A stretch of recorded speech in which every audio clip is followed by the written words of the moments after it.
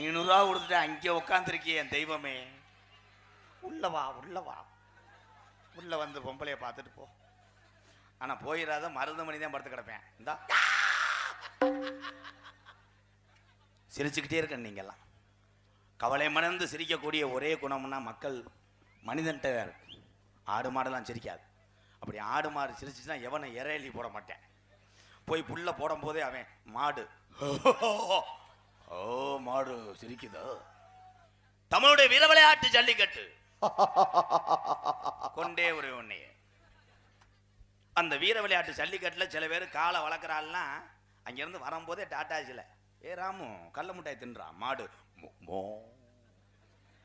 ஏய் ராமு புல்ல தின்றான் மோ. வாடியில் அவுத்து விட்டு வெண்ணமையம் போக மாட்டாரு. அப்படி சட்டி தெரியுற மாதிரி கட்டிக்கிட்டு ராமு வாடா போடுற அவனை போடுற